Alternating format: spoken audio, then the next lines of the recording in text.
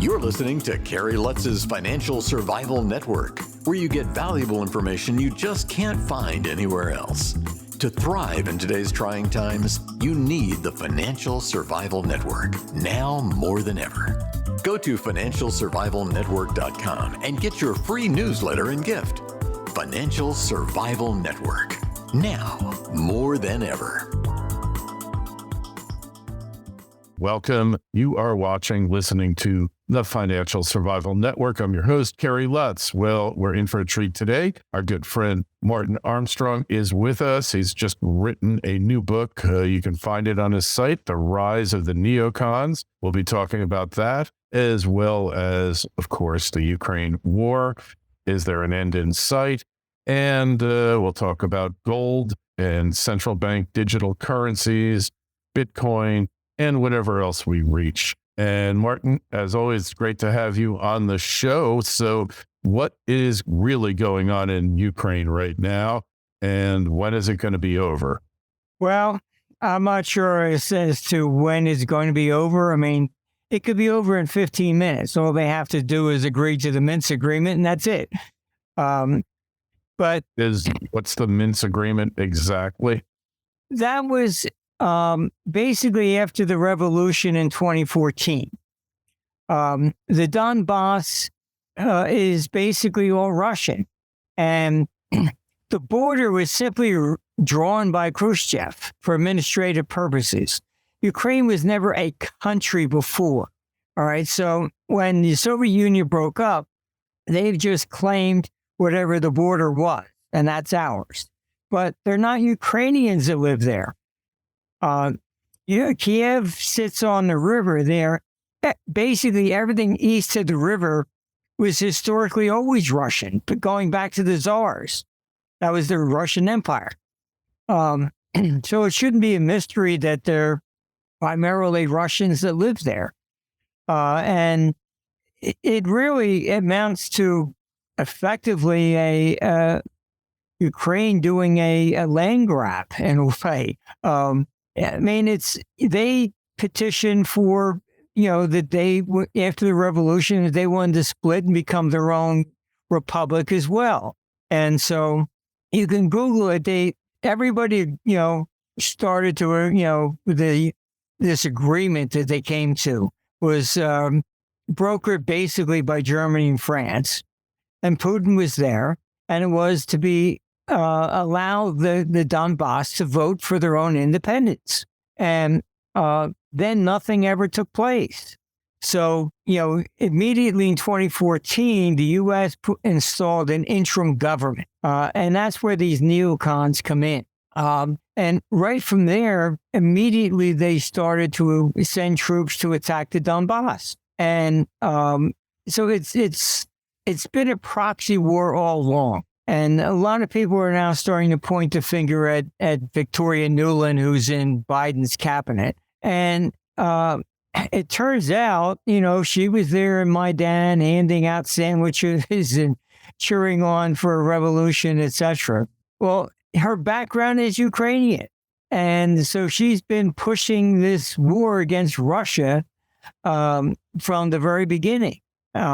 Ron Paul has pointed out that these neocons have done nothing but wage war for 30 years and without any responsibility or accountability. And I mean, they've gotten us into just about everything. McNamara came out, and you can probably see on YouTube, he apologized for the Vietnam War. He says, we were wrong. The Russians really weren't. We misunderstood them.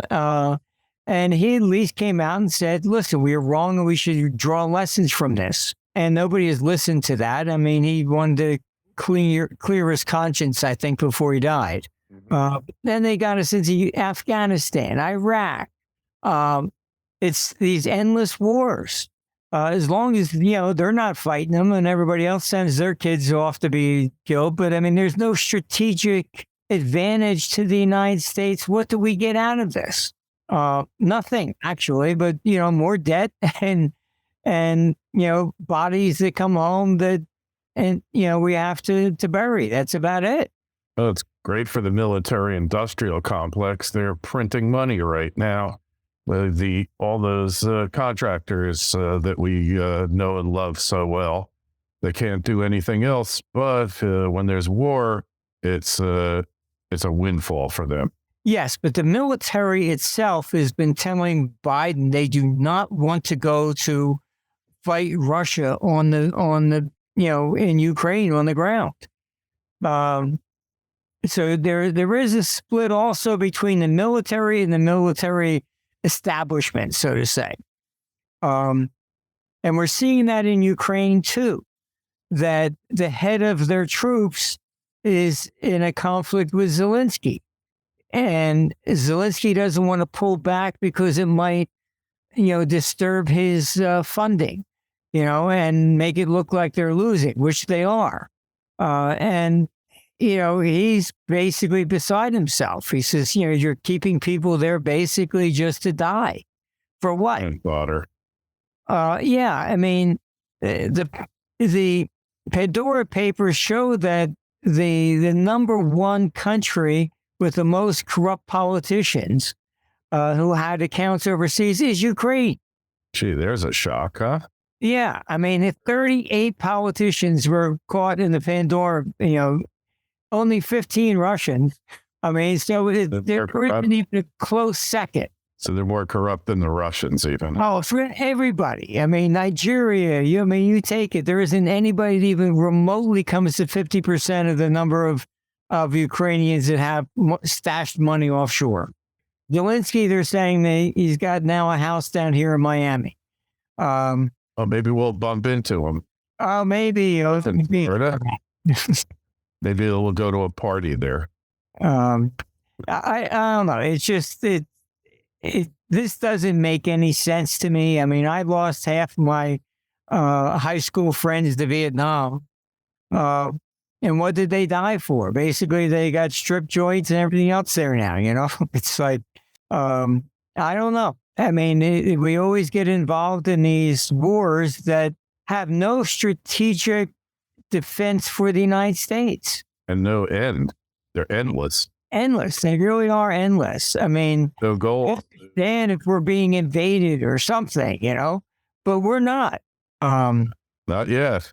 No, it's complete and utter madness for sure. But this is our leadership, right? It's mind-boggling to even think. I don't know if they just look in mirrors and they think they're the king of the world or what. But chess pieces, right? You don't end up, basically antagonizing Russia, China, North Korea, Iran, all at the same time. I mean, is this what they want? I don't know if it's just complete stupidity or what. I mean, Nixon worked very hard to separate China and Russia, and Biden's done nothing but bring them together. So I don't know. It's not Biden per se, because, I'm not sure he knows what time of day it is. But, he just reads the cue cards, and the people behind him are... Badly. He reads them badly, too. True. That's very true. But, it's mind-boggling, and we really have to start looking at who is calling the shots in this. Who is the real president? Kind of like that old rap song, "Will the real Slim Shady please stand up?" Yeah. We have to do something here. This is it's getting out of control. Yeah, and nobody wants this, right? Really, nobody wants it. Look, it's basically Hermann Göring when he testified at the Nuremberg trials, and they asked him, how to get all the people, and he said, it's the leaders that make the wars. We just drag along the people. Tell them that patriotism or this, that, the other, whatever. He says, you can always convince them. But the people in Russia, China, the United States, the average person on the street, they just want to get along. Let me go to work, save for my family. We don't want wars. The wars are always done by the leadership of all these countries. Yeah, that's so true. That's so true. Hey, so what do you think? What's the computer saying about China invading Taiwan? Is that going to happen?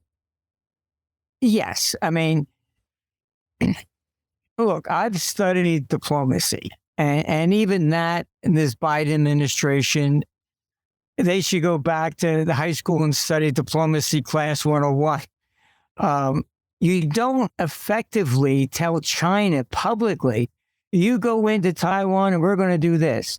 Once you do that publicly, then their leadership has to do it, but otherwise they look weak. Those are things that are said behind the curtain. Right. Not publicly.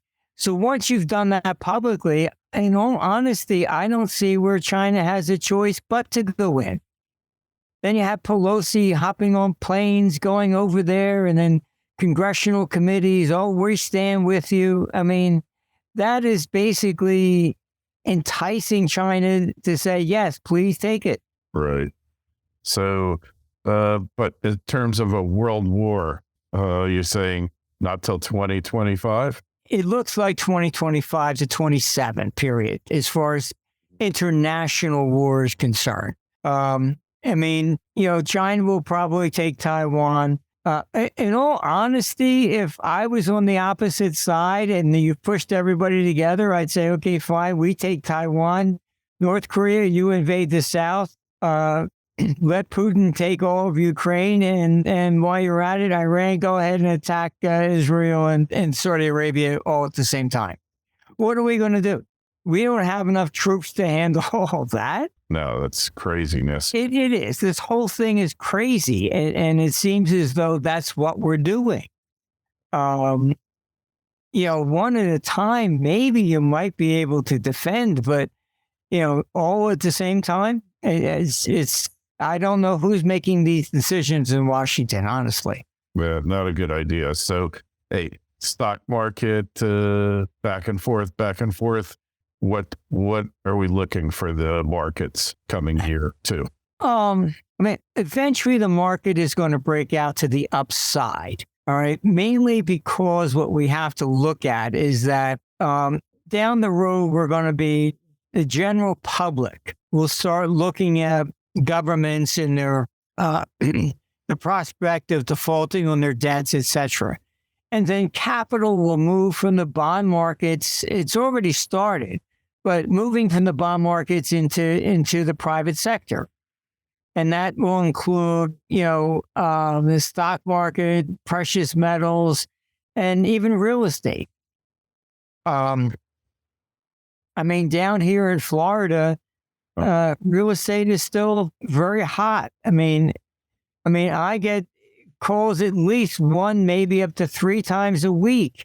Gee, you want to sell your house? Thank you very much. But, where am I going to go? Chicago? No, thanks. I know. It's like, this is the place to be for right now. That's for sure. And well, I wish they all would go to your side of the state rather than they are here. They are going here, and they're going all over. Look, what's interesting? When you look at California in the 60s and 70s and 80s, all these little towns became cities with over 100,000 people all over the place. And Florida's been growing since 1960. In 1960, there was just under 5 million people here.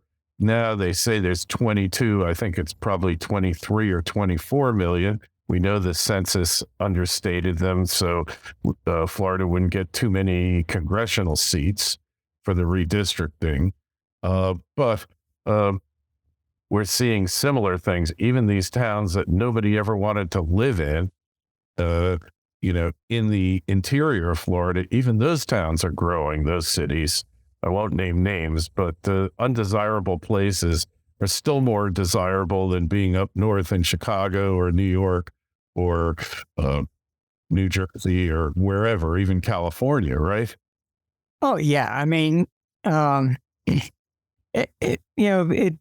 moved in here. My father's old law partner had said to me, he says, when I lived in New Jersey, he said, it's tell your family if you die, they dragged your body across the river before they told anybody. I mean, it was that bad.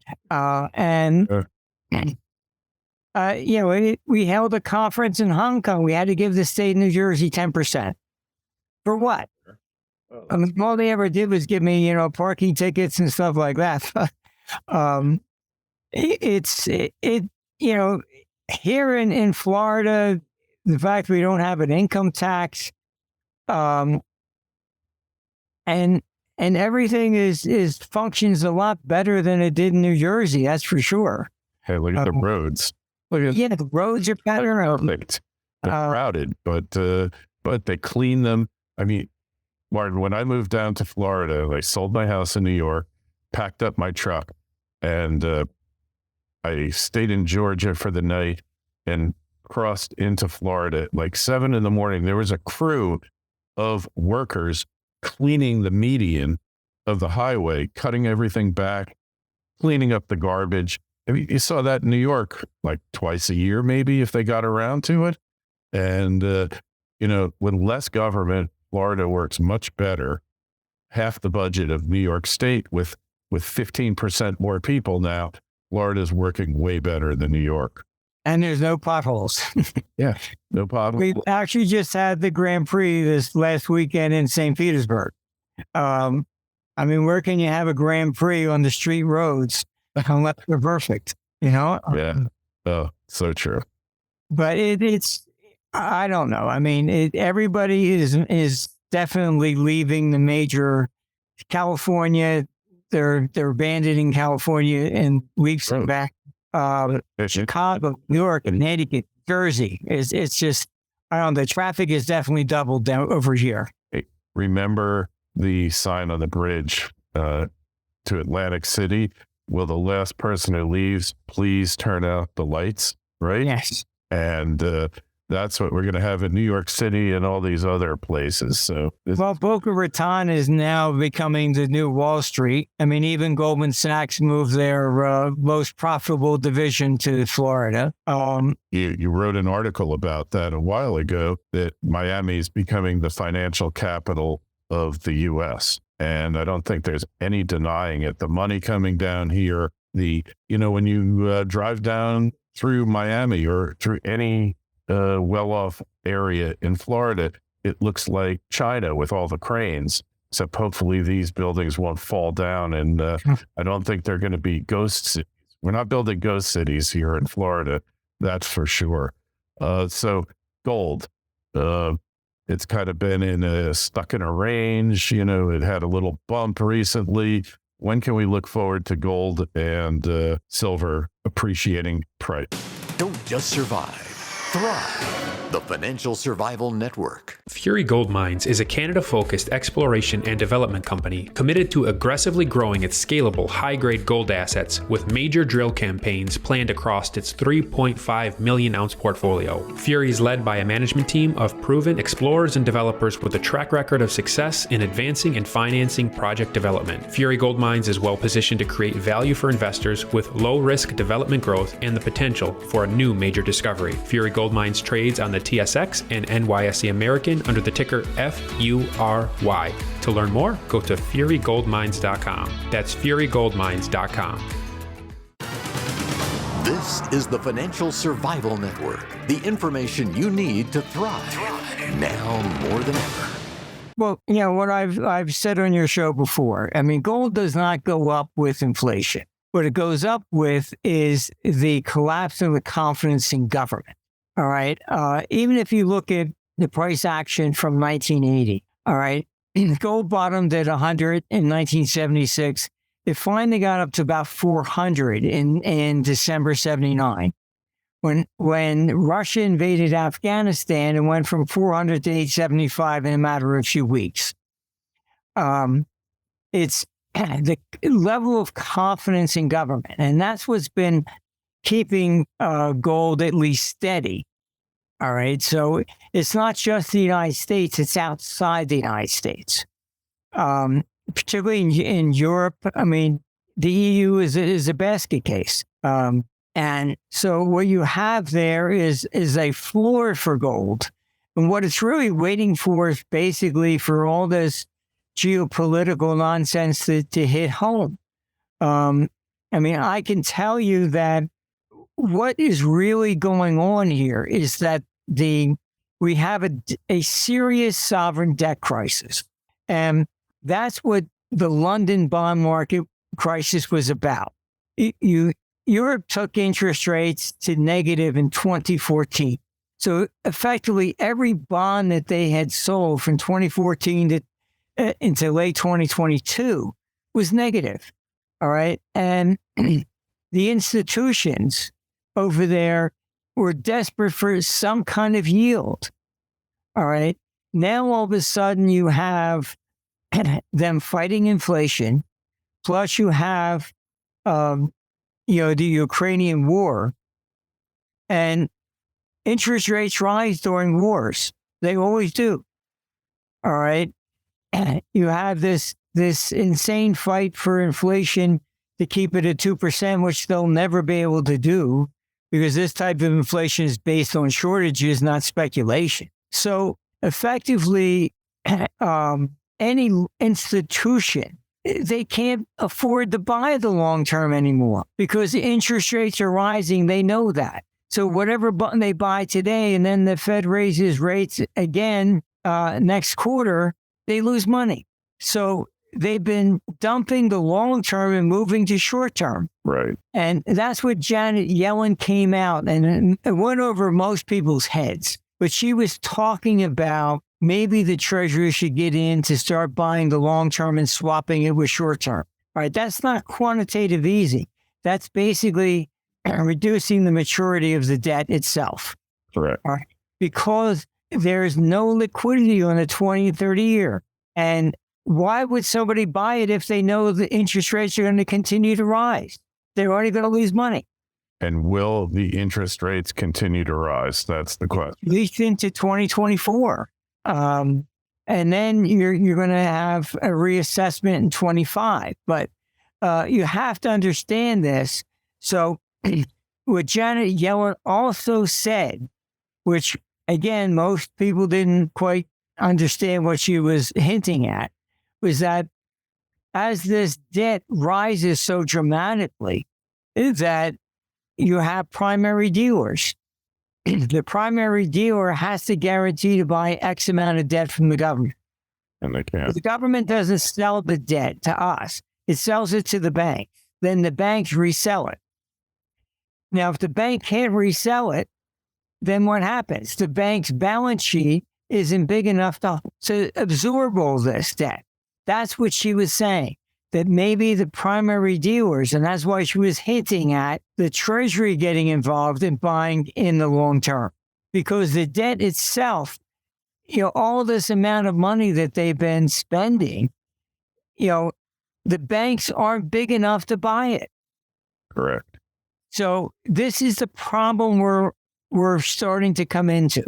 And I can tell you that, 'cause I've been asked about this, and they really think that this war with Ukraine, which is really against Russia, will give them the opportunity to default on their debt, just as they did after World War II, and then come up with Bretton Woods 2. And that's where the digital currency stuff comes in. They really think, and look, I've been meeting with governments for almost 40 years now. And the way they look at things is just substantially different than the way we do. I had met with a Reagan Treasury back then when Volcker had taken the interest rates up, to 14% on the discount rate. And I said, guys, you realize the national debt's going to double by the end of the decade just on interest. And they looked at me and I said, yeah, Marty, but we'll be paying back with cheaper dollars. That's always the game. So they were deliberately creating inflation. They knew it would be inflationary. And so, what I was asked was would I be interested in getting involved in revising the world monetary system? And I said, no, thank you very much, because I know who's behind it. All right. And they think that they can default on their debts, as they did after World War II, create Bretton Woods 2. And this is why Schwab is out there saying you'll own nothing and be happy. He's trying to make it sound that the debt default will be, they're doing this for you, not for them. So it's kind of like, if you can't sell death insurance, you flip the name and call it life insurance, and then you can sell it, but nobody will buy death insurance because they think it's bad luck. Right. But just change the name and then everybody's happy. So that's really what's going on here. And the gold and silver, they will rise because that's what you're dealing with when people become aware. And I'm not talking about, your listeners. I'm talking about the average person on the street, right? When the average person on the street starts to realize that this is not working and that government is the problem. And the Gallup polls do show now that the people are saying the number one problem is government. So just figured that out, huh? Yeah, well, it takes some time. But eventually then when that happens, that's when you get that last part of the bubble. Then they'll be looking at everything that's tangible, stocks that have tangible assets, not the paper stuff, but gold, silver, even real estate. When Germany went through its hyperinflation, what survived? Antique coins, stamps, art, anything physical, tangible. The new currency that came out afterwards, they backed it with real estate. Right. Yeah, so you have to understand that's where we're headed. And it's just a question of when will the average person on the street wake up and say, this is not working.